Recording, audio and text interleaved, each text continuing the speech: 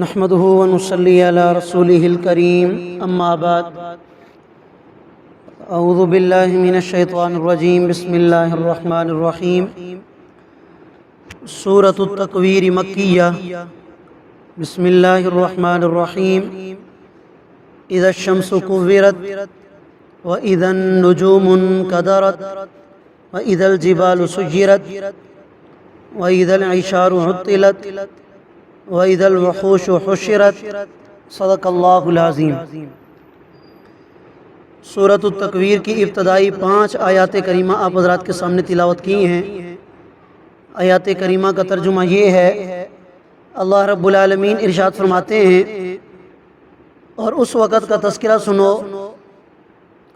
جب سورج بے نور ہو جائے گا یا سورج کو لپیٹ لیا جائے گا، اور جس وقت ستارے ٹوٹ ٹوٹ کر گر پڑیں گے، اور جس وقت پہاڑ چلا دیے جائیں گے، اور جس وقت 10 مہینوں کی گابن اونٹنیوں کو بیکار چھوڑ دیا جائے گا، اور جس وقت وحشی جانور جمع ہو جائیں گے۔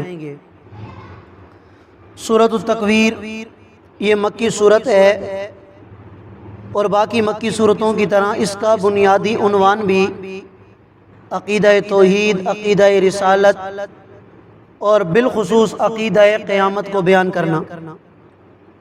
اس مبارک صورت کے اندر سب سے پہلے قیامت کی نشانیوں کو ذکر کیا گیا ہے، اور قیامت کی نشانیوں کو ذکر کر کے اللہ تعالیٰ نے قیامت تک آنے والے انسانوں کو اس بات کی ترغیب ارشاد فرمائی کہ ایک نہ ایک دن یہ دنیا ختم ہو جائے گی، اور پھر اس دنیا کے ختم ہونے کے بعد آخرت قائم ہوگی، اور پھر آخرت کی زندگی ایسی زندگی ہوگی کہ وہ کبھی نہ ختم ہونے والی ہوگی۔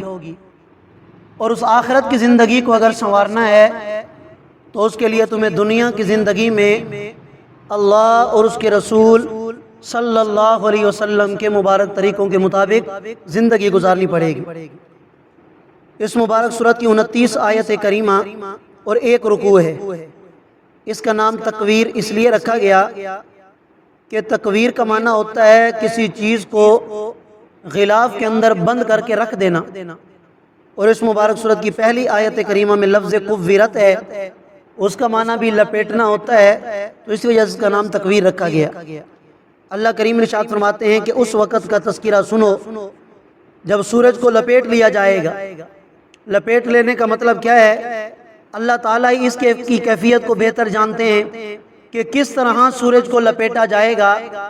ہاں اتنی بات پکی ہے اور قرآن و حدیث سے ثابت ہے کہ جب اللہ تعالیٰ سورج کو لپیٹیں گے تو اس کی روشنی ختم ہو جائے گی، سورج بے نور ہو جائے گا، اور جب ستارے ٹوٹ ٹوٹ کر گر پڑیں گے، اور جس وقت پہاڑوں کو چلا دیا جائے گا، یعنی یہ ریزہ ریزہ ہو جائیں گے اور ریت کے ذرات کی طرح یا روئی کے دانوں کی طرح یہ ہوا میں اڑنے لگیں گے۔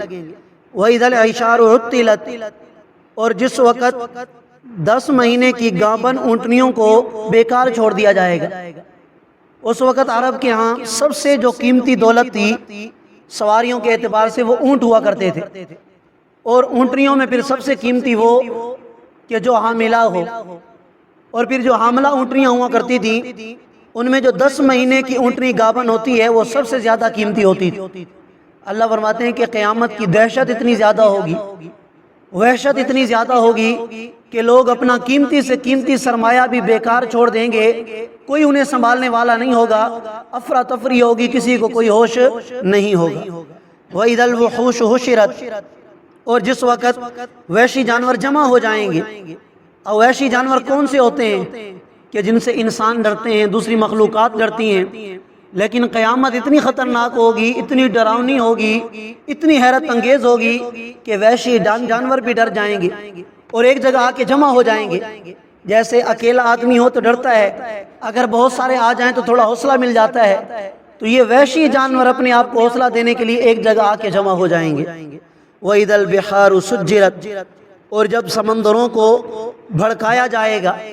بھڑکایا جانے کا ایک مطلب تو یہ بھی ہو سکتا ہے کہ ان میں طغیانی آ جائے گی، پانی تیز ہو جائیں گے اور ہر چیز کو تہس نہس کر دیں گے، اور دوسرا معنی یہ بھی ہو سکتا ہے کہ پانی خشک ہو جائے گا اور انہی سمندروں کے اندر، انہی دریاؤں کے اندر اللہ تعالیٰ کے حکم سے آگ بھڑکا دی جائے گی۔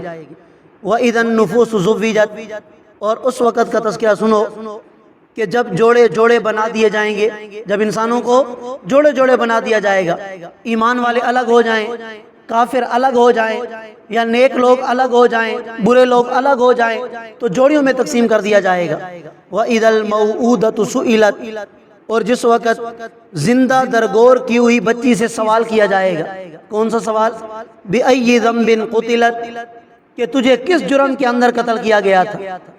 یہ آل عرب کے کچھ خاندانوں کے اندر یہ رسم بد تھی کہ جب ان کے ہاں بچی پیدا ہوتی تھی تو بچی کی پیدائش کو وہ پسند نہیں کرتے تھے، اور جس کے گھر میں بچی پیدا ہوتی وہ کئی دنوں تک گھر سے باہر نہیں نکلتا تھا کہ مجھے لوگوں میں جانے سے شرم آتی ہے کہ لوگ کہیں گے اس کے گھر میں بچی پیدا ہو گئی۔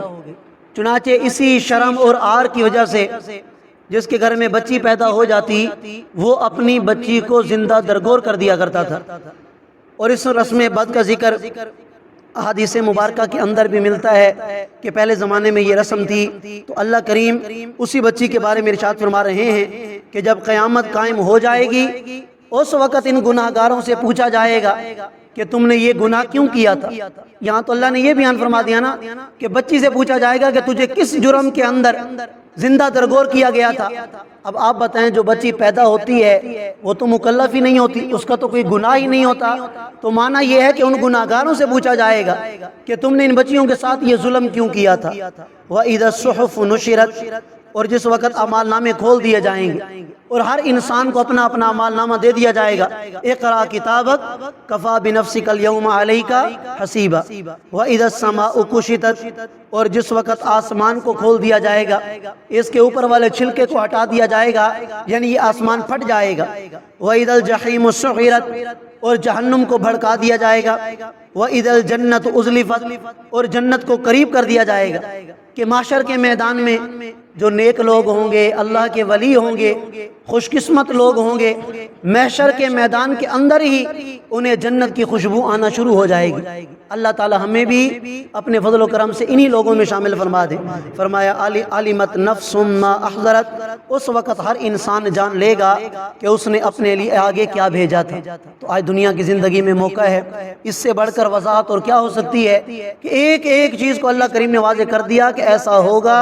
پھر یہ سب کچھ ہو جانے کے بعد جب دنیا تباہ و برباد ہو جائے گی، مردے اپنی اپنی قبروں سے نکل کر اللہ کی بارگاہ میں چلے جائیں گے، جہنم کو بھڑکا دیا جائے گا، جنت کو قریب کر دیا جائے گا، تو خوش قسمت ہوں گے وہ انسان کہ جنہوں نے دنیا کی زندگی ایسی گزاری ہوگی کہ میدان معاشر کی سختیاں ان کے لیے کوئی سختیاں نہیں ہوں گی، پلے صراط سے گزرنا ان کے لیے کوئی مشکل نہیں ہوگا۔